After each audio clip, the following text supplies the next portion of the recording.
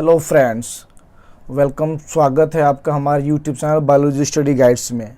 So friends, आज हम लोग बात करेंगे हमारे जी फ्रेंड, काफ़ी समय से आप लोग का मेरा वीडियो नहीं आ पाया था। अब मैं फिर से वीडियो बनाना शुरू किया हूँ। काफ़ी समय से मैं थोड़ा सा बिजी चल रहा था, इसलिए चलिए हम लोग बात करते हैं। अब तो एग्ज़ाम का समय काफ़ी नज़दीक आ गया है, तो इसीलिए सोचे कि चलो फटाफट रिविज़न कराते हैं लोग और जल्दी से एक बार पूरे बायोलॉजी को कंप्लीट करेंगे लोग। अब बहुत ही आसान भाषा में, बहुत ही इजी लैंग्वेज में हम लोग ये सीखेंगे। तो हम स्टार्ट करना चाहेंगे बायोलॉजिकल क्लासिफिकेशन से। ओके फ्रेंड्स, तो हम बात करते हैं कि बायोलॉजिकल क्लासिफिकेशन में सबसे पहले हमें ये जानना होगा कि सिस्टम ऑफ क्लासिफिकेशंस के बारे में, about the system of classifications. तो सबसे पहले सिस्टम ऑफ क्लासिफिकेशंस के बारे में जिन्होंने बताया था वो थी हमारे बहुत ही फेमस एरिस्टोटल साहब ने। एरिस्टोटल साहब ने सबसे पहले बताया और उन्होंने प्लांट्स को 3 टाइप्स में डिवाइड किया। प्लांट्स को 3 टाइप्स में डिवाइड किया, हर्ब्स, सर्ब्स एंड ट्रीज में। प्लांट्स को 3 टाइप्स में डिवाइड किया, हर्ब्स, सर्ब्स एंड ट्रीज में। और एनिमल्स को 2 टाइप्स में डिवाइड किया। एनिमल्स को 2 टाइप्स में डिवाइड किया, have RBC and do not have RBC. मतलब presence of RBC and absence of RBC, कि जिसमें प्रेजेंस है आरबीसी क्या वो, और जिसमें प्रेजेंस नहीं है आरबीसी वो। एनिमल्स को 2 भागों में डिवाइड किया, presence of RBC and absence of RBC. फिर बात करते हैं कि उसके बाद 2 किंगडम सिस्टम क्लासिफिकेशन आया, जिसे 2 किंगडम क्लासिफिकेशन सिस्टम जो है कैरोलस लिनियस ने दिया है। ये बिल्कुल आप लोगों को पता है, कैरोलस लिनियस ने दिया है। और इसमें उन्होंने प्लांट किंगडम और एनिमल के पूरे जितने भी ऑर्गेनिजम्स थे उन सबको टू कैटेगरी में बांट दिया, प्लांट किंगडम और एनिमल किंगडम्स में। और फिर इसी तरह होते होते आगे बढ़ा और उसी में 3 किंगडम क्लासिफिकेशन हुआ, 4 किंगडम क्लासिफिकेशन हुआ और फाइनली, लेकिन हमें 3 किंगडम 4 किंगडम के बारे में ज़्यादा कुछ जानकारी नहीं रखनी है। हमें बेसिकली पढ़नी है, हमें बेसिकली जाननी है कि 2 किंगडम के बाद डायरेक्टली एनसीईआरटी 5 किंगडम की बात करता है। चलिए, हम लोग एनसीईआरटी फॉलो कर रहे हैं तो डायरेक्टली हम लोग बात करेंगे 5 किंगडम क्लासिफिकेशंस के बारे में। तो 5 किंगडम क्लासिफिकेशन जो है हमारा वो रहा, आर.एच. विटेकर ने 1969 में दिया। कब दिया? 1969 में आर.एच. विटेकर ने इसे दिया। आर.एच. विटेकर ने 1969 में 5 किंगडम क्लासिफिकेशन दिया। उन्होंने इसमें मोनेरा, प्रोटिस्टा, फंजाई, प्लांटी और एनिमेलिया, ये 5 किंगडम क्लासिफिकेशन के बारे में बताया।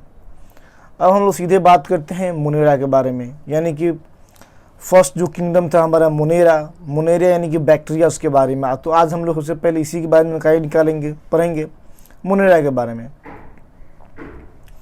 मोनेरा के बारे में तो मोनेरा जो है ये सोल मेंबर ऑफ बैक्टीरियाज है। इसमें बेसिकली और मेनली हमें बैक्टीरियाज के बारे में ही, अबाउट द बैक्टीरिया ही पढ़ना होता है, इसलिए सोल मेंबर कहा गया। बैक्टीरिया 4 शेप्स में पाए जाते हैं, ये हमें पता होना चाहिए और बहुत ही ज़रूरी है। ये एग्जाम पेपर्स में नीट में पूछा जाते हैं और ये पूछे गए हैं पहले भी। तो हमें याद रखना होगा कि जो कोकस 4 टाइप्स के हमारे शेप होते हैं, जिसमें कोकस बैक्टीरिया को स्फेरिकल कहते हैं। कैसे शेप होते हैं? स्फेरिकल। कोकस बैक्टीरिया स्फेरिकल होते हैं। फिर बात करते हैं बैसिलस की, तो जो बैसिलस है हमारा वो रॉड से पेड होता है।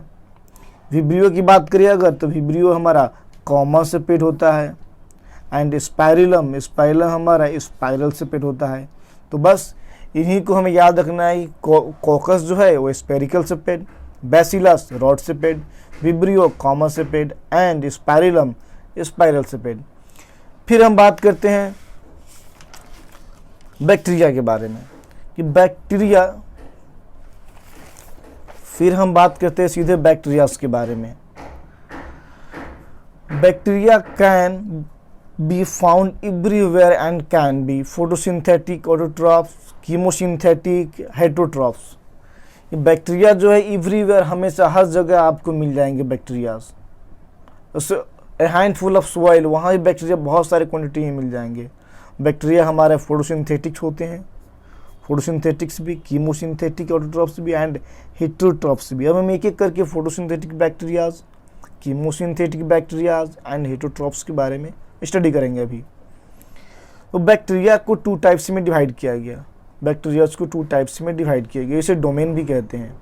बस फिलहाल हमें एनसीईआरटी को मेन लेकर के हम लोग चल रहे हैं कि पेपर है तो हम लोग कुछ भी एक्स्ट्रा नहीं जानेंगे, बस एनसीईआरटी थ्रू आउट समझने की कोशिश कर रहे हैं लोग। तो ये जो है बैक्टीरिया जो हमारे बैक्टीरिया को 2 टाइप्स में डिवाइड किया गया, एक तो आर्की बैक्टीरिया, दूसरा you bacteria. Archie bacteria and you bacteria. तो सबसे पहले हम बात करेंगे आर्की बैक्टीरिया। आर्की बैक्टीरिया जो है हमारा, आर्की बैक्टीरिया हैलोफिल्स। हैलोफिल्स के मतलब होता है कि सॉल्ट लविंग, जो कि सॉल्ट में रहता है, सॉल्ट लेके पाया जाता है, वो बैक्टीरिया जो सॉल्ट में पाया जाता है वो हमें आर्की बैक्टीरिया के हैलोफिल्स में आते हैं, हैलोफिल्स। फिर बात करते हैं दूसरा हमारा होता है हैलोफिल्स के बाद आता है थर्मोएसिडोफिल्स। और थर्मोएसिडोफिल्स होता है इन हॉट स्प्रिंग्स, यानी कि इस नेम से ही जाहिर है, थर्मो मतलब हॉट, हॉटनेस, गर्मी, कि ये हॉट स्प्रिंग्स में रहते हैं। फिर बात करते हैं मिथेनोजेंस की, जो कि मार्सी एरियाज यानी कि पाँख वाले, पानी पाँख वाले जगहों में, and gut of ruminant animals के गट में पाए जाते हैं, उनके पेट में पाए जाते हैं। रूमिनेंट एनिमल यानी कि जो जानवर जुगाली करते हैं, जैसे गाय, भैंस, इन सब के डंग में, इन सब के गोबर में, गट में, ये जो है मिथेनोजेंस बैक्टीरिया पाए जाते हैं। इसकी बहुत ही इम्पोर्टेंट लाइफ है, और ये बैक्टीरिया ही मीथेन गैस क्या करते हैं कि प्रोड्यूस करते हैं। इन बैक्टीरिया जो है मीथेन गैस प्रोड्यूस करते हैं। इसमें एक बहुत ही इम्पोर्टेंट लाइन है जिससे हमें समझना चाहिए, जो ये आर्की बैक्टीरिया है, आखिर क्या वजह है कि ये हैलोफिल्स सॉल्टी एरियाज में भी ग्रो करते हैं, थर्मोएसिडोफिल्स यानी कि हॉट स्प्रिंग्स में भी, मिथेनोजेंस यानी कि मार्सी एरियाज में भी। आखिर कुछ तो इसकी वजह होगी। तो इसके पीछे एक ही रीज़न है कि डिफर फ्रॉम अदर बैक्टीरिया से कैसे ये अलग हैं, इनके जो सेल वाले स्ट्रक्चर हैं वो सेल वाले स्ट्रक्चर ही बिल्कुल क्या होते हैं, डिफरेंट सेल वाले स्ट्रक्चर होते हैं। इसीलिए ये क्या होते हैं कि ये अलग अलग इतनी भी एक्सट्रीम कंडीशन में पाए जाते हैं। Survival in extreme condition because of different cell वाले स्ट्रक्चर। ये क्वेश्चन नीट में पूछा हुआ था, ये क्वेश्चन नीट में पूछा हुआ है। Survival in extreme condition because of different cell wall structure की वजह से ये इतने कठिन जगहों पर भी पाए जाते हैं।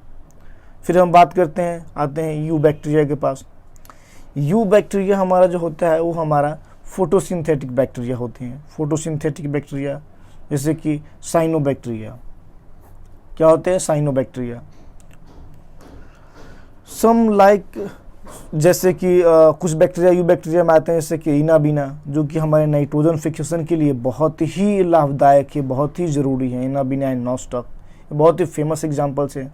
और इनमें एक स्पेशलाइज सेल्स पाए जाते हैं जिसको हम लोग हेट्रोसिस्ट कहते हैं, और ये हेट्रोसिस्ट के हेल्प लेकर के नाइट्रोजन फिक्सेशन करते हैं। ये दोनों बैक्टीरिया का नेम याद रखिए, इनाबिना एंड नॉस्टॉक।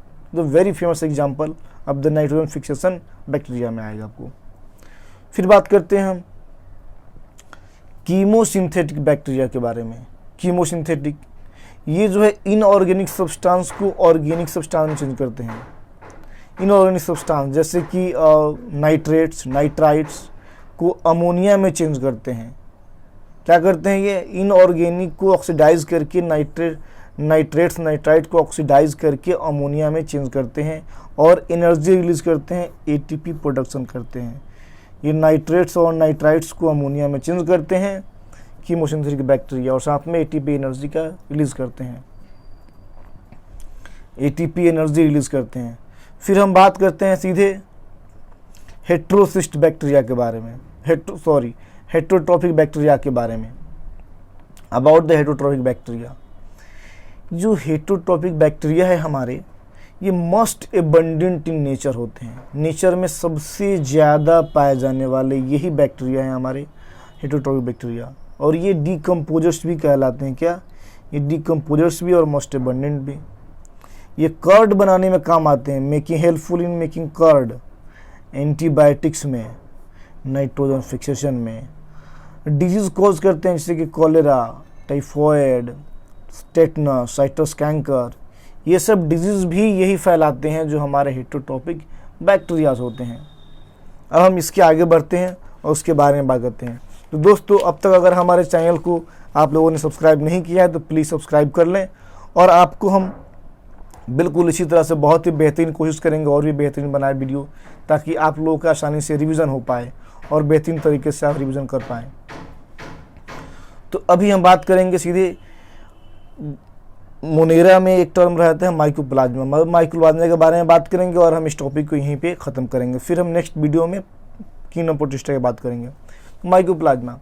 माइकोप्लाज्मा से क्वेश्चंस आते हैं, बहुत ही ध्यान रखने वाली बात है। नीट में माइकोप्लाज्मा से क्वेश्चन कई दफ़ा पूछे गए हैं और अभी इस बार भी पेपर में माइकोप्लाज्मा के बारे में दिया हुआ था। सो चलिए बात करते हैं। माइकोप्लाज्मा कंप्लीटली ध्यान रखिए कि इसमें सेल वॉल बिल्कुल भी नहीं पाए जाते, completely lack cell wall, complete lack of cell wall, इसमें सेल वॉल नहीं पाए जाते हैं। और ये क्या होते हैं? स्मॉलेस्ट लिविंग सेल्स कहलाते हैं। क्या होते हैं? Smallest living cell. एक और बात इसमें ध्यान रखना है, कैन सर्वाइव विदाउट ऑक्सीजन। ये विदाउट ऑक्सीजन सर्वाइव कर सकते हैं, इन्हें कोई दिक्कत नहीं है। और ये पैथोजेनिक होते हैं एनिमल्स और प्लांट दोनों के लिए। तो ये जो है माइकोप्लाज्मा के बारे में हमें जानना है, जो कि ध्यान रखें कि कम्प्लीटली लैक सेल वॉल, इसमें सेल वॉल नहीं पाए जाते हैं। दूसरा पॉइंट है स्मॉलेस्ट लिविंग बीइंग सेल, सबसे छोटा लिविंग बीइंग सेल यही होता है। कैन सर्वाइव विदाउट ऑक्सीजन, बिना ऑक्सीजन ये सर्वाइव करते हैं। और pathogenic for animals and plants. तो ये रहा हमने मोनेरा के बारे में। एनसीईआरटी में जो भी दिया है मैंने हर चीज़, हर टॉपिक कवर करने की कोशिश की है, इसमें कुछ नहीं छोटा है। बस अगर आप इसे रिवीजन कर लेते हैं तो आपका बहुत ही बेहतरीन हो जाएगा। चलिए ठीक है, थैंक यू दोस्तों। हम नेक्स्ट वीडियो में मिलेंगे प्रोटिस्टा के साथ। Thank you so much.